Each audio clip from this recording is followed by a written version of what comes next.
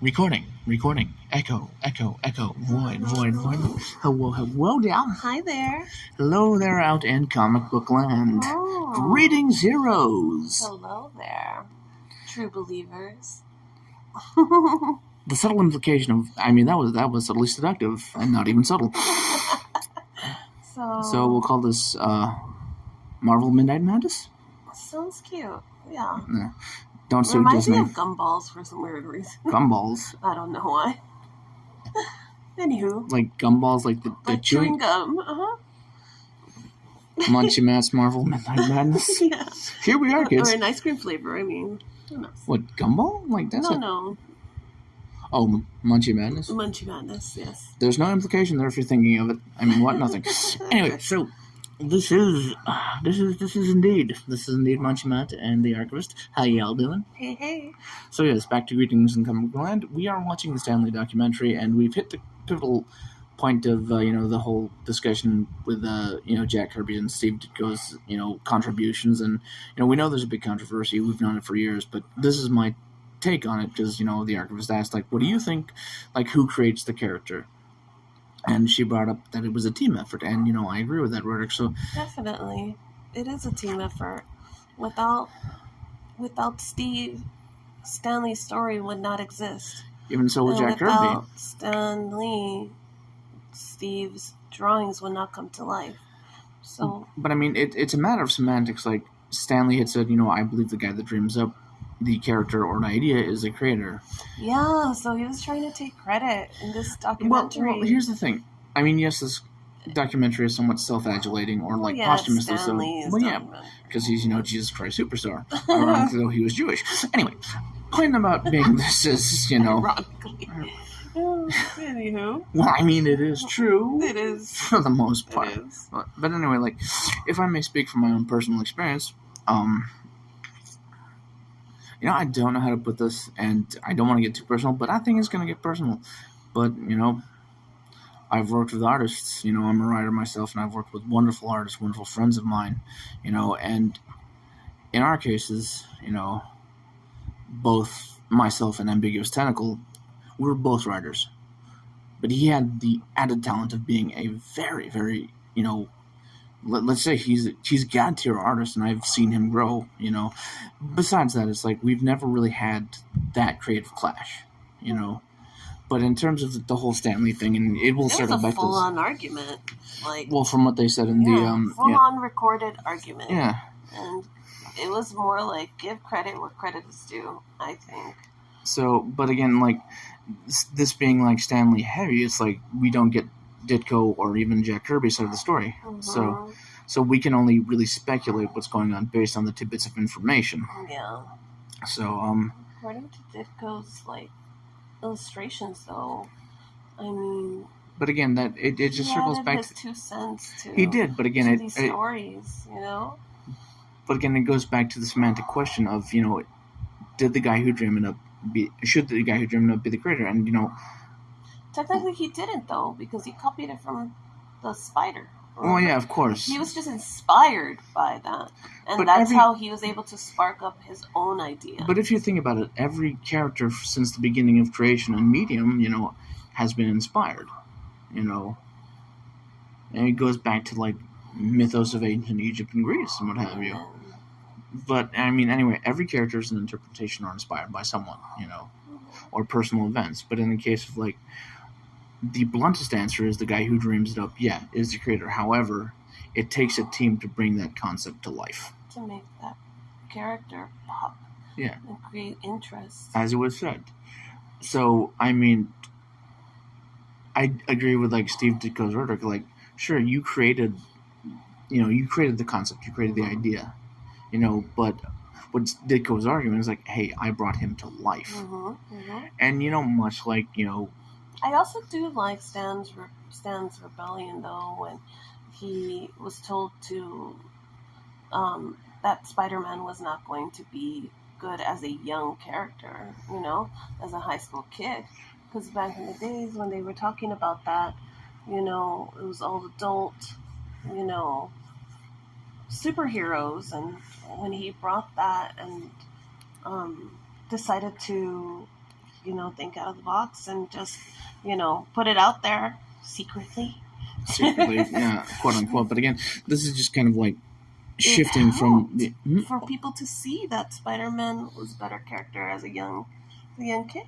Yes, and I'm not saying that, but again, the argument comes down to who's the creator, like creator versus creators. Sure, we're gonna, I'm gonna try to keep things on topic, but I mean, what? I don't think who said that. Anyway, the point is, like, again, like, if, let's just say, for sake of argument, I created a character, and Ambiguous Tentacle drew that character, like, they came up with the art. Which of us is the creator? Both of you. Exactly, but I mean, what Steve Ditko is arguing as the co-creator. So, and what, again, like, wherever you fall in the spectrum, rather, I'm sorry, I'm not drunk, you're drunk, wherever you fall in the spectrum of the argument between, Stanley, Jack Kirby, and even Steve Ditko, it's like, again, it's a matter of opinion and semantics. We don't have all the facts. We weren't necessarily there for that, and the information we're... There are recordings, though. There are recordings, but I'm saying, like... in the context of the movie or watching the Stanley documentary, it's like, I hate to say we might be getting biased information, Well, he is admitting to the fact that he was the creator, Yeah, but I'm saying at the same time, it's technically, it's your choice whether you want to believe whether he's just a creator or both of them are. I think it's both. It is both, but again, we're not there. And again, it's like, again, Disney, Marvel being a Disney property. Imagine a world where Disney was a Marvel property. They can't see us. Disney.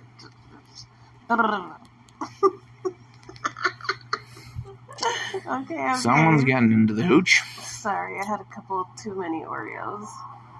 The implication, they were actually Oreos, I swear to God, and not the adult kind of Oreos. Oh my God. Oreos? They're called edibles, darling. Oh, yeah, that's right. No, don't go there with the edibles, please.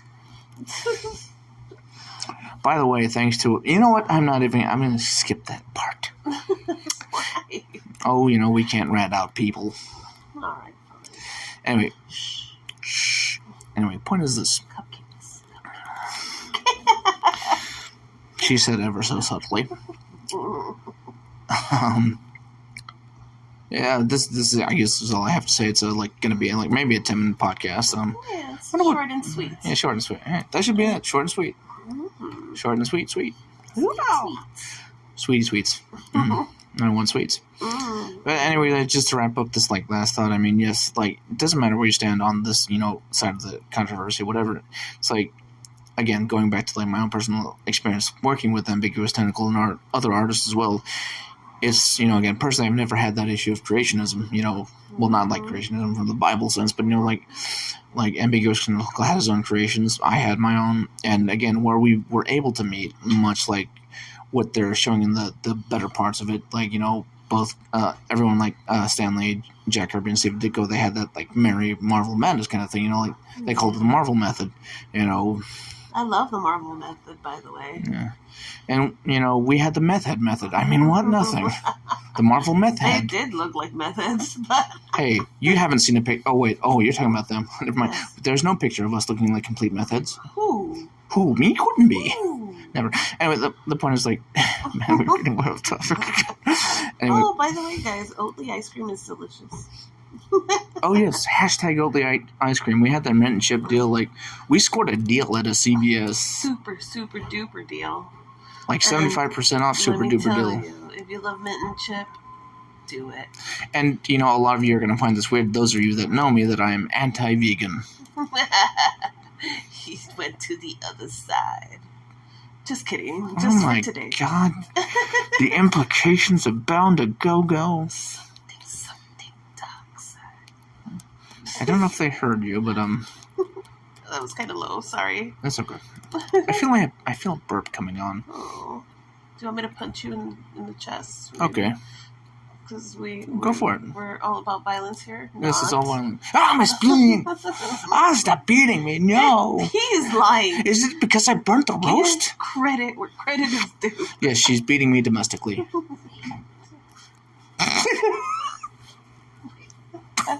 Scared the shit out of me.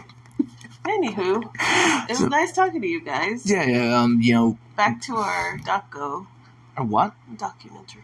Oh, you said dako. I know. Do you know what that means in Japanese? No, what does that mean? It means to be carried as you're carrying a baby. So I could actually say that as a kid to my grandma, like dako.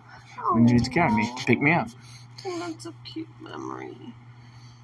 Well, we're all getting all sentimental, aren't we? Oh, Anyway. surprises for later sessions. Speaking of surprise, I know Rick might disagree with, but you know what? It's come to the point where I'm getting philosophical philosophical. This, watching this whole thing actually, like, kick my creative drive into gear, overdrive, and like, watching this has given me that, has renewed my vigor and zeal for writing, and, I guess what it is this, in terms of creation, it doesn't matter, like, just give credit where credit's due, like, the unfortunate falling out between, what I would call the comic entity of Stanley, Jack Kirby, and Steve Ditko. Imagine what would have been, and that's kind of like a Marvel what-if issue. That should be like, what if they stayed together? Yeah. Would we have had world peace? I think we would have had some amazing, amazing things happen if they would have come to an agreement. Or even then, if, like, I'm pretty sure they may have tried, but, Steve Ditko and Jack Kirby, like, striking out on their own. And I'm pretty sure they did, and, you may never know. Like, think about the archives, like, the hidden history of comic books. Oh, that should be a thing, hidden history of comic books. Nice. Just, like, thinking about, like finding out, club? like... Or, even find, like... the Marvel Club? No, even more than that, like, finding... Oh my God, that was so cool. Yeah, that was, but I'm talking about, like, finding a treasure in, like, a Kansas City antique store. You find a comic book in an innocuous-looking thing, and you find out the author used a pen name, and it was really actually Jack Kirby. So that blows my mind, man. Yeah, that would be amazing. So, everybody, inspiration, go out there. Create. Go find some creation, inspiration. Creation, inspiration, station, masturbation. Yeah, all that Masturbation. Together in a bundle. We're I not wish you could advocating... click on that. What? When I'm ordering it online. Well, Creation, imagination, masturbation. So we're ordering pot offline. Or online. Hashtag Nut Club. Hashtag sponsor us. Oh my gosh. Imagine. Heaven. Yeah, so yeah, we're talking. Anywho. Get high, read comic books. Or get high and write comic books. That's what I was going to say. You took my line. Or just write comic books. Or just write them. Or just think about them. I mean, you can make them if you like. Make movies. Make books. Do whatever comics, you want to do. Make zines. I'm working on Zines, that. by the way, those are super cool. Which I may or may not be working on. Hint, hint, wink, wink. Nudge, nudge, Bob's your uncle. That was a surprise for me, guys. He didn't even tell me about that. Well, who me couldn't be. Inspiration. Need a little inspiration, if you know what I mean. Hey, are you insinuating sexual acts? I was talking about pot, but hey, you want to go that way too? Like, what is it, sex and candy? Oh my God, we gotta go. Bye, guys. It's the mad signal. We'll see you soon.